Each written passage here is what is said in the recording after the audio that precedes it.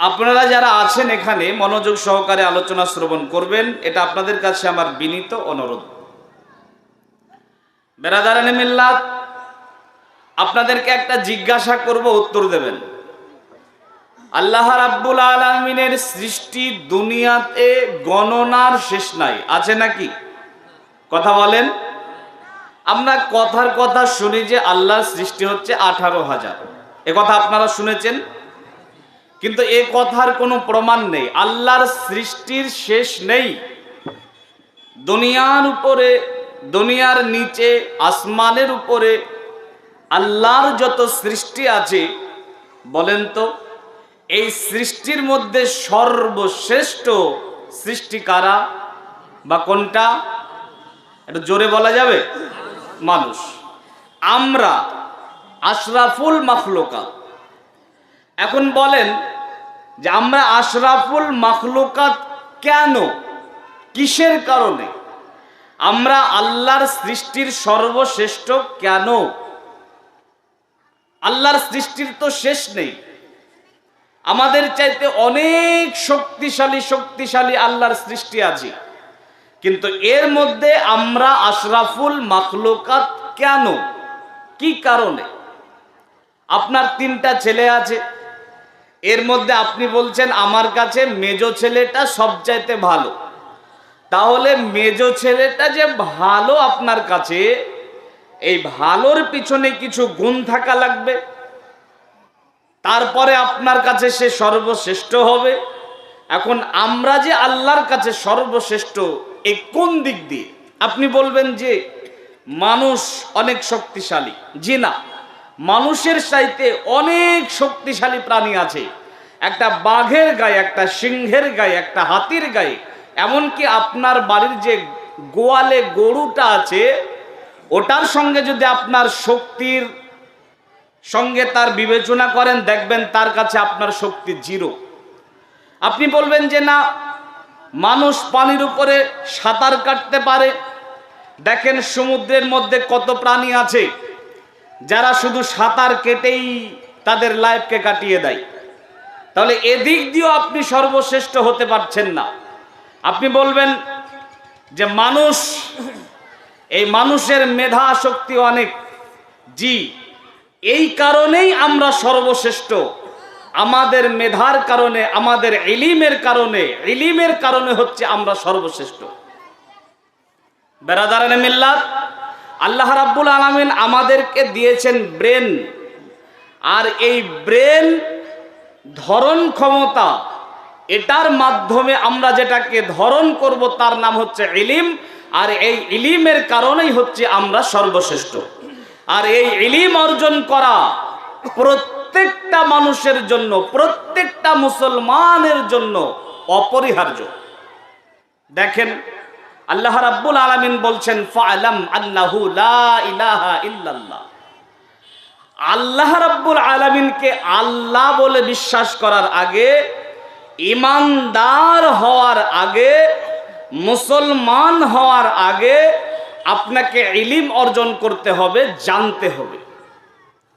ইলিম অর্জন করা আল্লাহ রাব্বুল আলামিন ফরজ করে দিয়েছেন আমার জন্য, আপনার জন্য।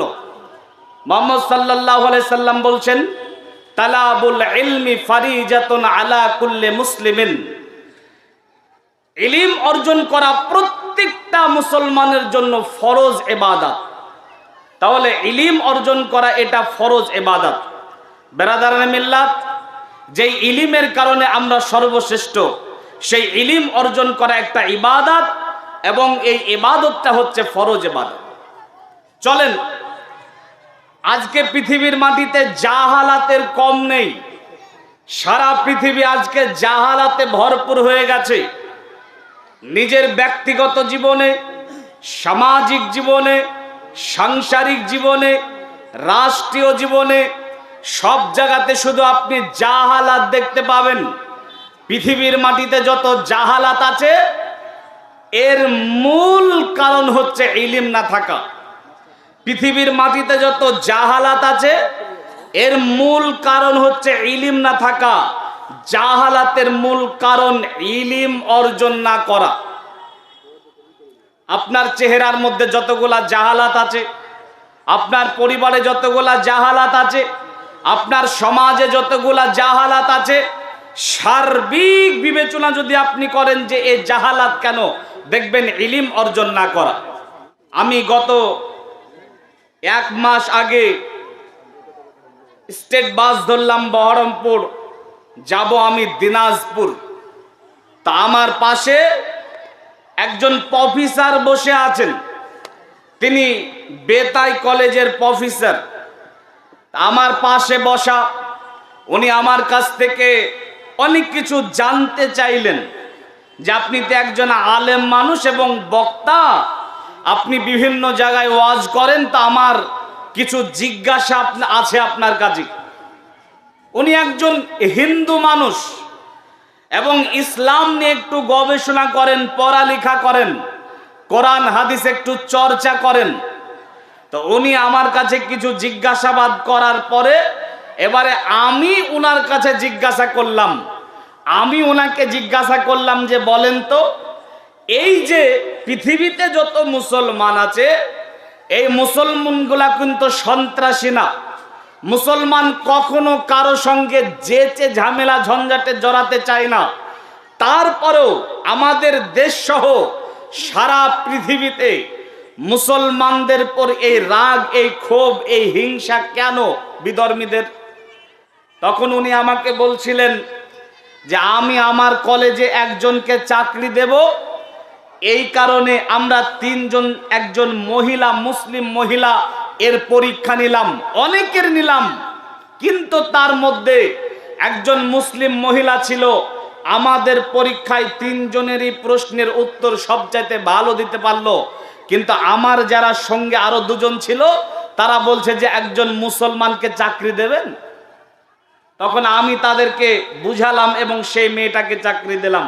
উনি বলছেন যে আজকে সারা পৃথিবী জুড়ে মুসলমানদের পুরো এত ক্ষোভ, এত রাগ, এত হিংসা, এর মূল কারণ হচ্ছে ইলম অর্জন না করা।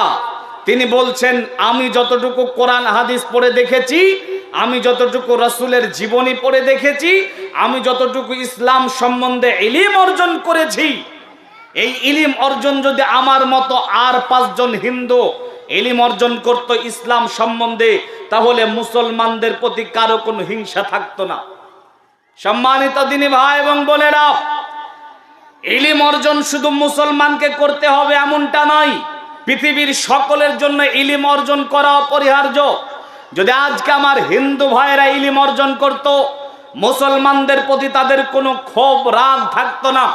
এই যে আমরা দেখছি আমাদের এই পার্শ্ববর্তী জেলা মালদা জেলা, সেখানে একটি মসজিদ, আদিনা মসজিদ, যেটা আমাদের পূর্বপুরুষেরা করেছিল, আজকে কিছু সন্ত্রাসী, কিছু গণ্ডমূর্খ হিন্দু সেখানে যাওয়ার পরে তাদের দাবি হচ্ছে যে এটা হচ্ছে আমাদের মন্দির, মন্দিরকে ভেঙ্গে মসজিদ করা হয়েছিল।